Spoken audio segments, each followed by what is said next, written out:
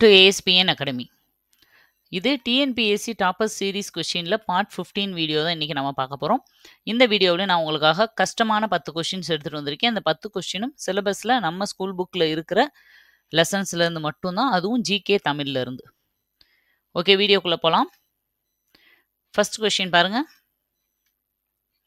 அசோகரின் எத்தனையாவது பாறை கல்வெட்டில் சமய சார்பின்மை பற்றி கூறப்பட்டுள்ளது? ஆப்ஷன் 1 10வது, ஆப்ஷன் 2 12வது, ஆப்ஷன் 3 14வது, ஆப்ஷன் 4 16வது. இதில் அசோகரில் ஒவ்வொரு கல்வெட்டுலேயும் ஒவ்வொரு விஷயங்களை பற்றி சொல்லியிருக்கோம். அதாவது சமய சார்பின்மையை பற்றி, நம்ம நாடு வந்து சமய சார்பின்மை நாடு தான். அதே கூற்றை வந்து அசோகரோட கல்வெட்டுலையும் சொல்லப்பட்டிருக்கு. அது எது அப்படிங்கிறது தான் கொஷினாக கேட்குறாங்க. உங்களுக்கான 30 செகண்ட்ஸ் வந்து ஸ்டார்ட் ஆயிருச்சு. நீங்கள் கெஸ் பண்ணி வச்சுக்கோங்க. இல்லை நல்லா தெரியும் அப்படின்னா ஆன்சரையும் ஒரு இதில் நோட் பண்ணி வச்சுக்கோங்க. நான் சொல்லும்போது ஆன்சர், உங்களோட ஆன்சர் கரெக்டா அப்படிங்கிறத செக் பண்ணிக்கோங்க.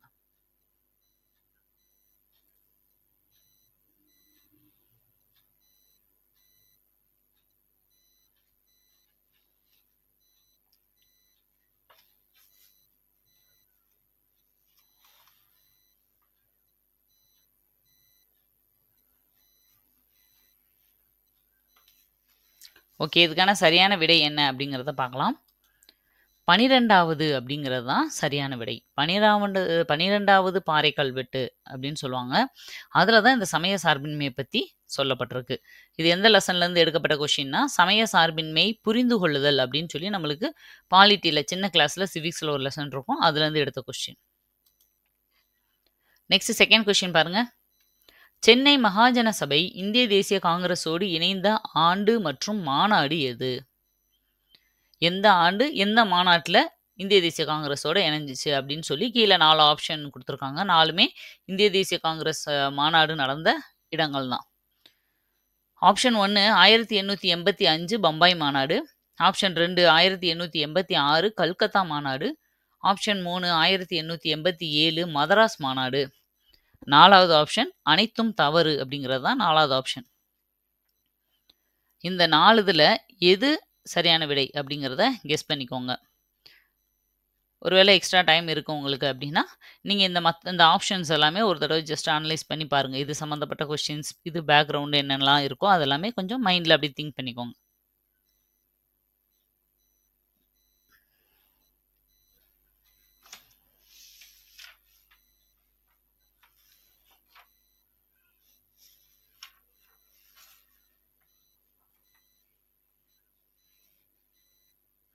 ஓகே, இதுக்கான சரியான விடை பாருங்க. 1885 பம்பாய் மாநாடு அப்படிங்கிறது தான். இது வந்து இந்தியாவில் தேசியத்தில் எழுச்சி அப்படிங்கிற லெசன்லேருந்து எடுத்த ஒரு கொஷின். ஆக்சுவலாக 1885 பம்பாய் மாநாடு தான் கல்கத்தாவில், இந்திய தேசிய காங்கிரஸோட ஃபர்ஸ்ட் மாநாடு. ஓகேவா? முதல் 3 மாநாடு தான் இங்கே கொடுத்துருக்கேன் ஆப்ஷனில். ஃபர்ஸ்ட் கொடுத்துருக்கிறது ஃபர்ஸ்ட் மாநாடு, 2வது கொடுத்துருக்கிறது 2வது மாநாடு, 3வது கொடுத்துருக்கிறது 3வது மாநாடு. இந்த ஒவ்வொரு மாநாட்டுக்கும் யார் தலைவராக இருந்தாங்க அப்படிங்கிறத கமெண்ட்ல நீங்கள் சொல்லுங்கள். ரொம்ப ரொம்ப முக்கியமானது இந்த 3 மாநாடும். இது மட்டும் இல்லை, பொதுவாகவே இந்திய தேசிய காங்கிரஸில் நடந்த நிறைய மாநாடுகள் வந்து முக்கியமானதாக இருக்கும். இப்போ ஒத்துழையாமை இயக்கம் எதில் நிறைவேற்றினாங்கன்னா நாக்பூர் மாநாட்டில் நிறைவேற்றிருப்பாங்க. தேசிய பாடல் வந்து எப்போ பாடப்பட்டுச்சு அப்படின்னு இப்படி ஒவ்வொன்றுக்கும் ஒரு முக்கியமான மாநாடுகள் இருக்கும். ஏன்னா எல்லா வருஷமும் மாநாடு நடந்திருக்கும். அதை எல்லாத்தையும் நீங்கள் கண்டிப்பாக தெரிஞ்சிருக்கணும் எக்ஸாம் போகிறதுக்கு முன்னாடி. அதை நம்மளோட சேனலில் கூடுதல் குறிப்புகள் அப்படிங்கிற பேரில் இந்திய தேசிய காங்கிரஸும் மாநாடுகளும் சொல்லி தனியாகவே உங்களுக்கு கொடுத்துருக்கேன். பார்த்து நோட்ஸ் எடுத்து வச்சுக்கோங்க. அப்போது சென்னை மகாஜன சபை எப்போ தொடங்கியிருப்பாங்க? 1884 தொடங்கியிருப்பாங்க. அடுத்து உடனே இந்திய தேசிய காங்கிரஸ் அடுத்த வருஷம் கிட்டத்தட்ட 84 லாஸ்ட்டில் ஒரு மாநாடு நடக்கும்போதே இதுக்கான தீர்மானம் எல்லாம் கொண்டு வந்துடுவாங்க. அப்போ என்ன பண்ணுவாங்கன்னா, ஒரே இடத்துல எதுக்கு 2 பெரிய இயக்கங்கள் அப்படின்னு சொல்லிட்டு 2ஐயும் ஒன்றா இணைச்சிடலாம், 2 பேரோட கோட்பாடும் கொள்கைகளும் ஒன்றா தானே இருக்குன்னு சொல்லிட்டு ஆரம்பித்த ஒரே வருஷத்திலே இந்திய தேசிய காங்கிரஸோட சென்னை மகாஜன சபை வந்து சேர்ந்துடும். ஃபர்ஸ்ட் மாநாட்டிலே ஆரம்பித்தது 84. ஓகே, தேர்ட் கொஸ்டின் பாருங்க. ஒரு குறிப்பிட்ட இடத்தில் ஒரு குறிப்பிட்ட நேரத்தில் வளிமண்டலத்தில் காணப்படும் சூழல் எவ்வாறு அழைக்கப்படுகிறது? ஆப்ஷன் 1 சூழ்நிலை, ஆப்ஷன் 2 காலநிலை, ஆப்ஷன் 3 வானிலை, ஆப்ஷன் 4 அமைவிடம். இதில் எது வரும் அப்படிங்கிறத கெஸ் பண்ணிக்கோங்க. இங்கிலீஷ்ல இருக்கும்போது உங்களுக்கு கொஞ்சம் ஈஸியா இருக்கும். இதோட ஆப்ஷன்ஸ் எல்லாம். தமிழ்ல இருக்கும்போது கொஞ்சம் யோசிச்சு நீங்க கவனமா போடணும்.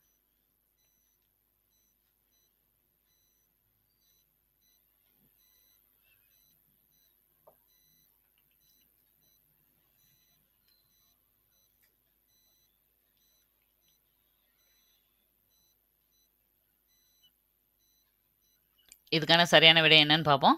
வானிலை அப்படிங்கிறது தான் சரியான விடை.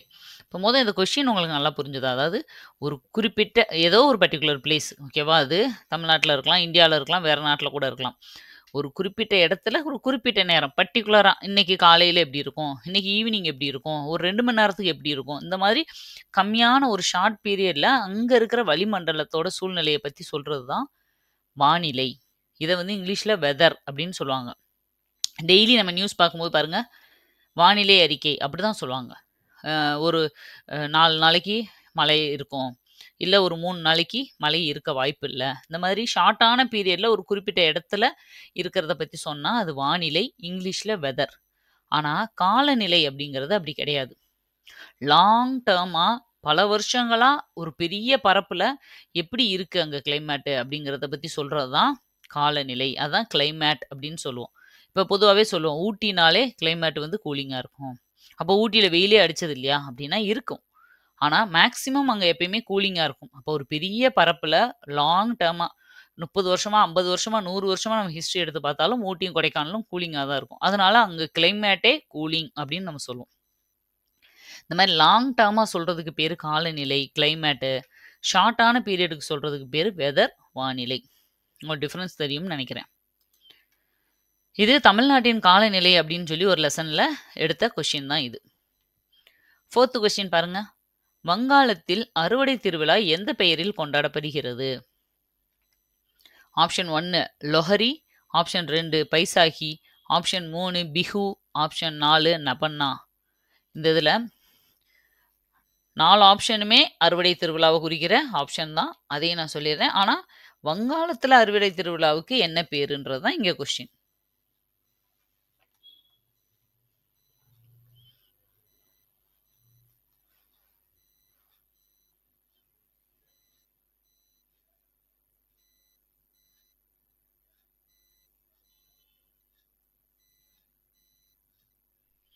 இதுக்கான சரியான விடை என்ன அப்படிங்கிறத பார்ப்போம். நபன்னா அப்படிங்கிறது தான் சரியான விடை. இப்போ மற்ற ஆப்ஷனும் என்னன்னு தெரியணும் இல்லையா? அப்போ ஆக்சுவலா அறுவடை திருவிழா தமிழ்நாட்டுல என்னன்னு கொண்டாடுறோம் நம்ம?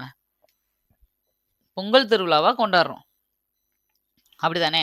அதே மாதிரி கர்நாடகா, குஜராத், மகாராஷ்டிரா, பீகார் இங்கேலாம் மகர சங்கராந்தி அப்படின்னு கொண்டாடுவாங்க. கேரளால ஓணம் அப்படின்னு கொண்டாடுறாங்க. இங்க இருக்க 4 ஆப்ஷன் பார்த்தோம்னா, மத்திய பிரதேசத்துல தான் லொஹரி அப்படின்னு சொல்றாங்க. பஞ்சாப்ல பைசாகி நமக்கு தெரியும். அ பைசாகி திருவிழா அன்னைக்கு தான் நம்ம படிச்சிருப்போம் ஹிஸ்ட்ரியில. ஜாலியன் வாலாபாக் படுகொலை கூட நடந்திருக்கும். அந்த ஒரு ஃபங்ஷன் டைம்ல தான். அஸ்ஸாம்ல பிஹு. அடுத்தது வங்காளத்துல நபன்னா. இது எல்லாமே நீங்க தெரிஞ்சுக்கோங்க. மகர சங்கராந்தியும் தெரிஞ்சுக்கோங்க. ஓணம் பண்டிகை. ஆ லஹரின்னும் சொல்லுவாங்க, லோரின்னு சொல்லுவாங்க. அந்த கொஞ்சம் கொஞ்சம் அந்த ப்ரொனன்சியேஷன்ல டிஃபரன்ஸ் இருக்கும். அதனால ஆப்ஷன நல்லா வாசிச்சு பாருங்க. நீங்க படிச்ச மாதிரியே அங்க இருக்கணும்னு அர்த்தம் இல்ல. கொஞ்சம் வேரியேஷன் இருக்கலாம். பட் அத 1 ஆர் 2 டைம்ஸ் ரீட் பண்ணீங்கன்னா உங்களுக்கு அது தெரிஞ்சிரும். ஓகே. இது எந்த லெசன்லேருந்து எடுக்கப்பட்டது அப்படின்னா, வேற்றுமையில் ஒற்றுமை அப்படிங்கிற லெசன்லேருந்து எடுக்கப்பட்டது. சரி, இப்ப இதுலேருந்து இன்னொரு கொஸ்டின் நான் உங்கட்ட கேட்கிறேன். இந்த வேற்றுமையில் ஒற்றுமை ன்ற வார்த்தை யாரால சொல்லப்பட்டுச்சு? எதுல முதல்ல சொல்லப்பட்டுச்சு? ஒரு 10 செகண்ட்ஸ் குடுக்குறேன்.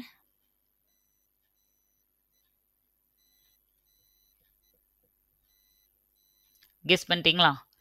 வேற்றுமையில் ஒற்றுமை அப்படிங்கிறது முதல்ல நேரு அவரோட டிஸ்கவரி ஆஃப் இந்தியா அப்படிங்கிற புத்தகத்துல சொன்ன ஒரு வார்த்தை தான் இந்த வேற்றுமையில் ஒற்றுமை. ஓகேவா? அதுதான் நம்ம நாட்டோட ஒரு யூனிக் ஃபீச்சரா மாறிடுச்சு இப்போ. ஓகே. நெக்ஸ்ட் கொஸ்டின் பார்க்கலாம். 5th கொஸ்டின் பாருங்க. இந்தியாவை மொழிகளின் காட்சி சாலை என அழைத்தவர் யார்? Option 1 V A. Smith, option 2 Agathiyalingam, option 3 Jawaharlal Nehru, option 4 doctor Ambedkar. இந்த இந்தியாவை மொழிகளின் காட்சி சாலைன்னு சொன்னது யாரு? ரொம்ப ஈஸியான கொஸ்டின். ரொம்ப பேசிக்கானது தான். அடிக்கடி கேட்குற கொஸ்டின் தான். இது டஃப் கொஸ்டின்ல வராது மோஸ்ட்லி எனக்கு தெரிஞ்சு. ஆனா, ஏன் இதில நான் குடுத்தேன் அப்டின்னா, இதில ஒரு கன்ஃப்யூஷன் இருக்கு. இதே மாதிரி இன்னொருத்தர் சொல்லியிருப்பாரு. எப்பயுமே அந்த 2க்கும் இடையில கன்ஃப்யூஸ் ஆயிட்டே இருக்கும். வடிவேலு சொன்ன மாரி பாரதியாரா, பாரதிதாசனான்ற மாரி எப்ப பாரு அந்த 2 பேருக்கு இடையில அவங்க சொன்ன கொட்டேஷனுக்கு இடையில கன்ஃப்யூஸ் ஆகும். அத உங்களுக்கு சொல்லணுன்றதுக்காக தான் இந்த கொஸ்டினே எடுத்தேன். ஓகே, ஆன்ஸர் கெஸ் பண்ணிட்டீங்களா? இதுக்கான ஆன்சர் அகத்தியலிங்கம். அகத்தியலிங்கம் அப்படின்னு சொல்லுவாங்க. இந்தியாவை மொழிகளின் காட்சி சாலைன்னு சொன்னவர் இவர்தான். ஆனா வி.ஏ. ஸ்மித் எதுக்கு வருவாருன்னா, இந்தியாவ இனங்களின் அருங்காட்சியகம், நிறைய இனங்கள் இருக்கு அப்படின்னு சொன்னவரு வி.ஏ. ஸ்மித். இந்தியாவுல நிறைய மொழிகள் இருக்குன்னு சொன்னவரு அகத்தியலிங்கம். இந்த 2ம் எப்பயுமே கன்ஃப்யூஸ் ஆயிட்டே இருக்கும் எல்லாருக்கும். அதனால தெளிவா தெரிஞ்சுக்கோங்க. நம்ம இதுல சிவிக்ஸ்ல பன்முகத்தன்மையினை அறிவோம் அப்படின்னு ஒரு லெசன் இருக்கு. அதுலேருந்து கேட்ட கொஸ்டின் தான் இது. ஆக்சுவலா இந்த கொஸ்டின் இருக்காது. இனங்களின் அருங்காட்சியகம் அப்படின்னு சொல்லி வி.ஏ. ஸ்மித் கொஸ்டின் தான் இருக்கும். நான் உங்களுக்கு தெரியணுன்றதுக்காக இத எடுத்திருக்கேன். இந்த கொஸ்டின் எதுல இருக்கும்னா, நம்மளுக்கு தமிழ் புக்ல இருக்கும். தமிழ்ல 6th to 10th இருக்கிற உரைநடையில ஏதோ ஒரு இடத்துல இருக்கும். எங்கன்னு எனக்கு தெரியல. பட் இருக்கு. ஓகே, நெக்ஸ்ட் கொஸ்டின் போலாமா? 6th கொஸ்டின் பாருங்க.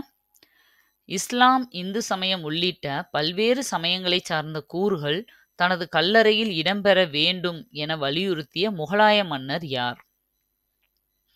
Option 1 Babur, option 2 Shahjahan, option 3 Akbar, option 4 Aurangzeb. இந்த 4 பேர்ல யார் சொன்னாங்க அப்படிங்கிறத கெஸ் பண்ணிக்கோங்க. உங்களோட டைம் வந்து ஸ்டார்ட் ஆயிருச்சு.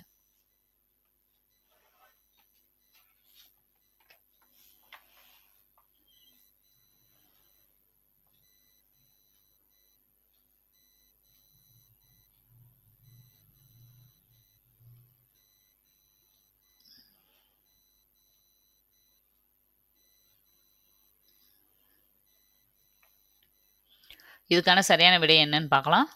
அக்பர் தான் சரியான விடை. உங்களுக்கு வந்து அந்த கேள்விய வாசிக்கும் போதே புரிஞ்சிருப்பீங்க. ஏன்னா, அக்பர் தான் எந்த ஒரு மதத்தையும் சாராம எல்லா மதத்தையும் ஃபாலோ பண்ணவர் இவர் தான். ஓகே. ஏன்னா பிறந்தது, வளர்ந்தது அப்படின்னு ஒவ்வொரு மதத்தையும் சார்ந்து இருப்பாரு. கல்யாணம் பண்ணது அதே மாதிரி. ஹிந்துவ பொண்ணையும் கல்யாணம் பண்ணியிருப்பாரு. எல்லா மதத்தையும் இணைச்சு புதுசா ஒரு தீன் இலாஹி அப்படிங்கிற ஒரு புதுசா ஒரு மதத்தையே உருவாக்கணும்னு நெனைப்பாரு. அந்த மாரி எல்லா முகலாய மன்னர்கள்லன்னு பார்த்தா, எல்லா மதத்தையும் ஆதரிச்சது அக்பர் மட்டும் தான்.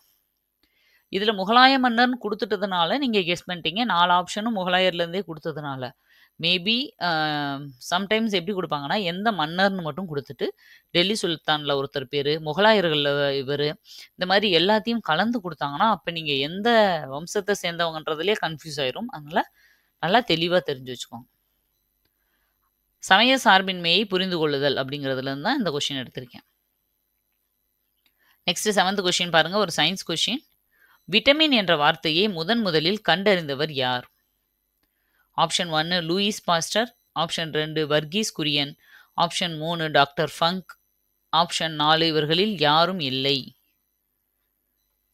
இந்த 4 ஆப்ஷன்ல எது சரியானது அப்படிங்கிறத கெஸ் பண்ணிக்கோங்க. உங்களுக்கான டைம்ஸ் ஓடிட்டு இருக்கு.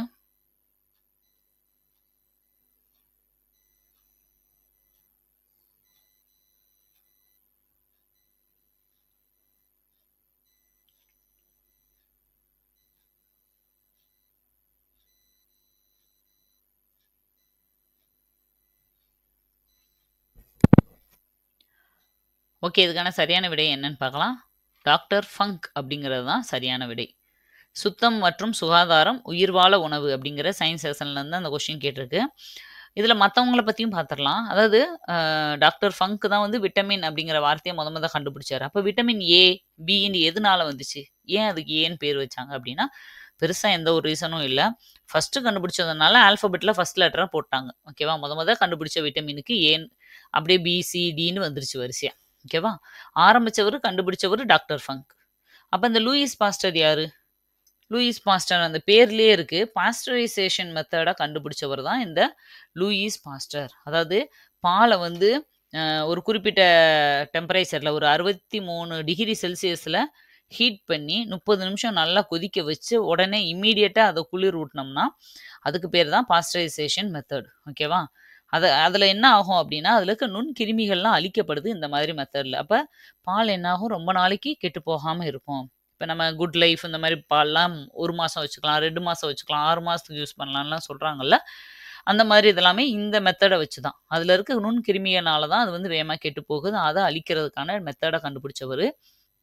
அது மட்டும் இல்ல, நுண்ணுயிரியலை தோற்றுவித்தவருமே இவர் தான். நுண்ணுயிரியல்னா யாரு? என்னது? மைக்ரோபயாலஜி. அதை கண்டுபிடிச்சவரும் இவர் தான். அதே மாதிரி வெறிநாய் கடிக்கு, ரேபிஸ்ன்னு சொல்லுவோம் இல்லையா, அந்த வெறிநாய் கடிக்கு தடுப்பு மருந்து, ஆந்த்ராக்ஸுக்கு தடுப்பு மருந்து எல்லாமே கண்டுபிடிச்சவர் லூயிஸ் பாஸ்டர் தான். நம்ம ஸ்கூல் புக்கில் கொடுத்துருப்பாங்க. அடுத்தது வர்கீஸ் குரியன். இதெல்லாமே ஒரே லெசனில் தான் இருக்கும். அடுத்தடுத்து வர்கீஸ் குரியன் யாரு அப்படின்னா, அவர் பால் சம்மந்தப்பட்டது, அதாவது ஆனந்த் பால் கூட்டுறவு சங்கம், அதோட நிறுவனர் தான் வர்கீஸ் குரியன். ஆனந்த் பால் கூட்டுறவு சங்கம்னே ஏதோ மாதிரி தெரியும் உங்களுக்கு. ஆக்சுவலாக அதுதான் அமுல். ஓகேவா? அதை தான் ஷார்ட்டாக அமுல் அப்படின்னு சொல்கிறோம். அந்த அமுல் அதோட நிறுவனர் தான் அந்த வர்கீஸ் குரியன். வெண்மை புரட்சி இருந்துச்சு இல்லையா, அந்த டைமில் இவரோட பங்களிப்பு ரொம்ப ஜாஸ்தி நாட்டுக்காக இருந்ததுனால வெண்மை புரட்சியோட தந்தை, வெண்மை புரட்சியின் வெற்றிக்கு காரணமானவர் அப்படின்லாம் இவரை சொல்கிறாங்க. ஓகேவா? ஓகே, அடுத்து 3 பேரை பற்றியும் சொல்லியாச்சு. 4வது ஆப்ஷன் எதுவும் இல்லை. ஓகே, நெக்ஸ்ட் கொஸ்டின் போகலாம். 8th கொஸ்டின் பாருங்க. பொருத்தம் இல்லாத எதிர்ச்சொல்லை கண்டுபிடி. இதில் எந்த எதிர்ச்சொல் வந்து தவறானதாக பொருத்தப்பட்டிருக்கு அப்படின்னு கேட்குறாங்க. ஃபர்ஸ்ட் ஒன் ஆப்ஷன் தேய்ந்து வளர்ந்து, ஆப்ஷன் 2 குழப்பம் தெளிவு, ஆப்ஷன் 3 நண்பர் செருணர், ஆப்ஷன் 4 கரத்தல் மறைத்தல். இதில் எந்த ஆப்போசிட், அதாவது எந்த எதிர்ச்சொல் வந்து தப்பாக இருக்கு அப்படிங்கிறத கண்டுபிடிங்க.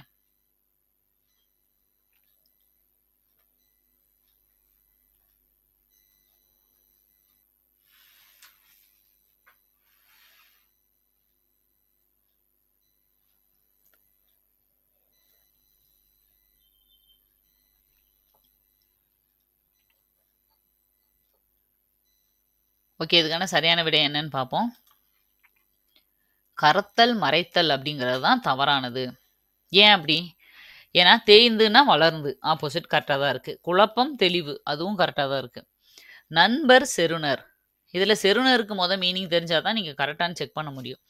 செருணர்னாலே பகைவர் அப்படின்னு அர்த்தம். ஓகேவா? அதுவும் ஒரு கொஷினாக ஒரு வாட்டி ப்ரீவியஸ் இயரில் கேட்டது தான். செருணர் அதோட அர்த்தம் என்னன்னு கேட்டிருந்தாங்க. பகைவர்னு அர்த்தம். அப்போ நண்பர் பகைவர் கரெக்டாக தான் இருக்குது. கரத்தல் மறைத்தல் அப்படிங்கிறது தான் தப்பு. ஏன் அப்படின்னா கரத்தல்ன்ற வார்த்தையோட மீனிங் தான் மறைத்தல். ஓகேவா? ஆப்போசிட் கிடையாது. இப்போ இதுதான் வந்து தவறாக கொடுக்கப்பட்டிருக்கு. இது வந்து ஒரு ப்ரீவியஸ் இயர் கொஷின், 2014 குரூப் 2 கேட்ட ஒரு கொஷின் தான் இது. ஓகே, 9th கொஷின் பாருங்க. நெடுநாவாய் என்னும் சொல்லை பிரித்து எழுத கிடைப்பது எது? நெடுநாவாய்ன்றதை எப்படி பிரிக்கலாம்? ஆப்ஷன் 1 நெடு கூட்டல் நாவாய், ஆப்ஷன் 2 நெடுமை கூட்டல் நாவாய், ஆப்ஷன் 3 நெடுமை கூட்டல் நா கூட்டல் வாய், ஆப்ஷன் 4 நெடு கூட்டல் மை கூட்டல் நாவாய். இந்த 4 ஆப்ஷனில் எது வந்து சரியாக பிரிக்கப்பட்டிருக்கு அப்படிங்கிறத கெஸ் பண்ணுங்க.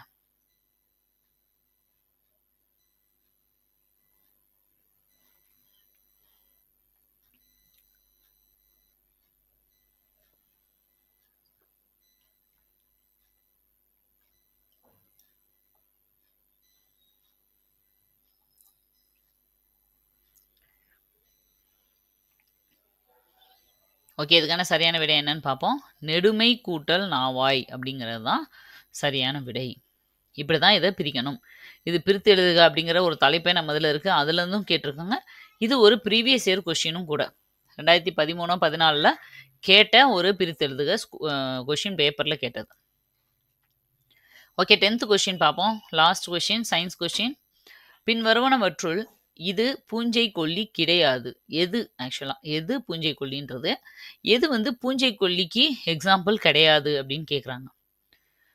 Option 1 captan, option 2 dirham, option 3 mancozeb, option 4 மீத்தாக்சிக்ளோர்.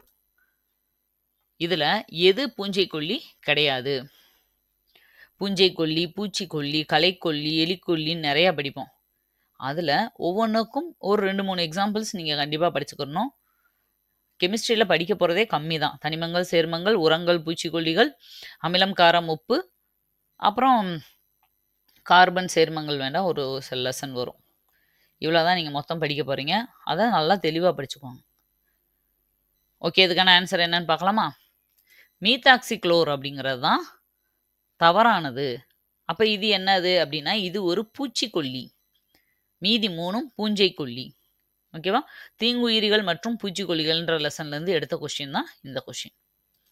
இன்னைக்கான 10 கொஸ்டின்ஸ் முடிஞ்சது. உங்களோட ஸ்கோர் என்ன அப்படிங்கிறத நீங்கள் வந்து டெஸ்ட் பண்ணிக்கோங்க. கீழே கமெண்ட்டில் போடுங்க. நான் நிறைய வாட்டி சொல்லிட்டேன். நமக்கு வந்து அந்த அளவுக்கு கூட தைரியம் இல்லை, ஒரு நம்மளோட ஸ்கோரை அக்செப்ட் பண்ணிக்க தைரியம் இல்லைன்னா நம்ம எப்படி இவ்வளோ பேரை ஃபேஸ் பண்ணி ஒரு பப்ளிக் சர்வீஸ் கமிஷனில் போய் நம்ம வேலை பார்க்க போகிறோம்? சரியா? இதில் நம்ம வந்து எந்த ஸ்கோர் போட்டாலும் அதனால் நம்மளுக்கு அதை பார்த்து ஒன்றும் நம்மளுக்கு எக்ஸாமில் மார்க் போட போகிறது கிடையாது. இது எதுக்காகனா, என்னோட தவறை, என்னோட ஸ்டாண்டர்டை நான் அனலைஸ் பண்ணுறதுக்கு. அடுத்த தடவை ஆட்டோமேட்டிக்காக என் கை எப்பயுமே கம்மியான மார்க்கே போட விருப்பப்படாது. அப்போ அடுத்தடுத்த தடவையில் இன்னும் மார்க்கு கூட வரணும், ஸ்கோர் கூட போடணுன்றதுக்காகவே நான் படிக்க ஆரம்பிப்பேன். இன்னும் கொஞ்சம் கவனமாக இருப்பேன். ஆட்டோமேட்டிக்காக நம்மளோட உள் மைண்டுக்கு நல்லா படிக்கணும் அப்படின்னு நம்ம ஒரு சொல்கிறதுக்கான ஒரு விஷயந்தான் இந்த கமெண்ட் போடுறது. ஓகேவா? அதே மாதிரி அது மற்றவங்களுக்கும், இத்தனை பேர் அதை அட்டன் பண்ணி தைரியமாக அவங்க மார்க்கு சொல்கிறாங்க, நம்மளுக்கு அட்டன் பண்ணுற தைரியம் கூட வரலையேன்னு மற்றவங்க அதை பார்த்து அட்டன் பண்ணுவாங்க. இந்த மாதிரி நிறைய பேருக்கு இது யூஸ் ஆகும். அப்புறம் இன்னொரு விஷயம், டிஎன்பிஎஸ்சி படிக்கிறவங்கெல்லாம் 2 விதமாக இருப்பாங்க. நம்ம படிக்கிறதை யாருக்குமே சொல்லக்கூடாது, நம்ம ஏதாவது வித்தியாசமான வீடியோஸோ ஏதாவது ஒரு நல்ல ஒரு டெஸ்ட் பேட்சோ ஏதோ பார்த்தா யாருக்கும் சொல்ல மாட்டாங்க, நம்மளை மட்டும் யூஸ் பண்ணி, ஏன்னா எல்லாருமே நம்மளோட காம்படிட்டர்ஸ்ன்னு நினைப்பாங்க. ஆனால் அப்படி இருக்கிற கேட்டகரியை விட இன்னொரு கேட்டகரி இருப்பாங்க, எல்லாத்தையும் டிஸ்கஸ் பண்ணி படிப்பாங்க. தெரிஞ்சதெல்லாம் ஃப்ரெண்ட்ஸுக்கு சொல்லுவாங்க, அவங்ககிட்ட அது மாதிரி எல்லாத்தையும் கேட்டு கேட்டு தெரிஞ்சுக்குவாங்க. ஓகேவா? அந்த மாதிரி ஒரு குரூப் இருக்கும். அவங்க தான் மேக்ஸிமம் வந்து சக்ஸஸ் பண்ணுவாங்க எனக்கு தெரிஞ்சு. அதனால முடிஞ்ச வரைக்கும் ஃப்ரெண்ட்ஸோட ஷேர் பண்ணி படிங்க. இப்போ ஒரு 4-5 பேர் இருக்கீங்கன்னா இந்த மாதிரி ஒரு இது மட்டும் நான் சொல்லலை, எந்த ஒரு டெஸ்ட் பேட்ச் கொஷின்ஸோ இல்லை ஒன்லைனரோ ஏதோ உங்களுக்கு கிடைக்குதுன்னா, டைம் இருக்குது அப்படின்னா நீங்கள் டிஸ்கஸ் பண்ணி படிங்க. நீங்கள் தனியாக உட்காந்து 5 தடவை படிக்கிறதுக்கும் அவங்க கூட சேர்ந்து டிஸ்கஸ் பண்ணி படிக்கிற அந்த ஒரு தடவை படிக்கிறதுக்கும் ஈக்குவலாக இருக்கும். உங்களுக்கும் டைம் சேவ் ஆகும். நிறைய விஷயங்கள் நம்ம படித்த மாதிரி நம்ம நினைப்போம், ஆனால் நம்ம மைண்டில் உள்ள சப்கான்சியஸ் வரைக்கும் அது ஏறி இருக்காது. சும்மா வெளியே அவுட்டர் லைன்லேயே நின்றுட்டு போயிடும், ஒரு வாரத்தில் மறந்து போயிடும். இந்த கொஸ்டின் நம்ம பார்த்தோமான்னு நினைக்கிற அளவு இருக்கும். ஆனால் அதே இது நீங்கள் ஒரு உங்களை டெஸ்ட் பண்ணுறதுக்காக கூட நீங்கள் ஒரு ஒரு இந்த மாதிரி நம்ம இது இருக்கு இல்லையா, பார்ட் வீடியோஸ், ஒரு வீடியோவை நீங்களாக பாருங்கள், ஒரு வீடியோவை ஃப்ரெண்ட்ஸோடு சேர்ந்து பாருங்கள். ஒரு டைம் மட்டும் பாருங்க. அந்த ஒரு டைம்ல 2 இதில் எந்த கொஸ்டின்ஸ் அதிகமாக உங்கள் மைண்டில் நிற்கிதுன்றதை நீங்களே செக் பண்ணிக்கோங்க. அதனால டிஸ்கஸ் பண்ணி படிங்க. 1 மார்க் நம்ம மற்றவங்கள விட சேர்த்து எடுத்தாலும் நம்மளுக்கு வந்து போஸ்டிங் கிடைக்க சான்சஸ் நிறைய இருக்குது. அந்த 1 மார்க்கு கண்டிப்பாக இந்த மாதிரி குரூப் டிஸ்கஸ் பண்ணி படிக்கும்போது நம்மளுக்கு ஜாஸ்தி ஈஸியாக வந்து ஜாஸ்தி ஆகும். ஏன்னா நிறைய விஷயங்கள் மறக்காமல் இருக்கும். அதுக்காக தான் சொல்கிறேன், நீங்கள் வந்து உங்கள் ஃப்ரெண்ட்ஸோடு சேர்ந்து படிங்க. யாரையும் காம்படிட்டராக நினைக்காதீங்க. நீங்கள் மற்றவங்களும் சொல்லி கொடுக்கும்போது உங்களோடது அதிகமாகும். அவங்க உங்ககிட்ட ஒரு டவுட்டு கேட்பாங்க, நீங்கள் அந்த டவுட்டை யோசிச்சிருக்கவே மாட்டீங்க. ஆமாம்ல, நம்ம படிக்கும்போது ஏன் அப்படி நம்மளுக்கு இது தோணலை அப்படின்னு தோணும். அப்போ அதுக்கான ஆன்சர் கண்டுபிடிக்க ட்ரை பண்ணுவீங்க. அவங்களுக்கு சொல்லணுன்றதுக்காகவாவது ஆன்சர் கண்டுபிடிக்க ட்ரை பண்ணுவீங்க. இப்போ உங்களுக்கு இன்னும் 2 பாயிண்ட் சேர்த்து கிடைக்கும். அதனால் எப்பயுமே சேர்ந்து டிஸ்கஸ் பண்ணி மற்றவங்களுக்கு சொல்லி படிக்கிறதுனால எதுவும் குறைய போகிறது இல்லை. இல்லையா, உங்களுக்கு அப்படி யாருமே இல்லை சொல்ல அப்படின்னா உங்களோட பசங்களுக்கு சொல்லிக் கொடுங்க, டியூஷனுக்கு வர பிள்ளைங்களுக்கு சொல்லிக் கொடுங்க. வேற ஒரு டீச்சர் மாதிரி நீங்களாம் நினச்சிட்டு ஒரு போர்டில் நீங்களாம் நடத்துங்க. அது கண்டிப்பாக நார்மலாக தனியாக நீங்கள் படிக்கிறதுக்கும் அதுக்கும் நிறைய டிஃப்ரென்ஸ் இருக்குது. ஓகே, மறுபடியும் அடுத்த பார்ட்டில் உங்களை நான் மீட் பண்ணுறேன். Thank you, by.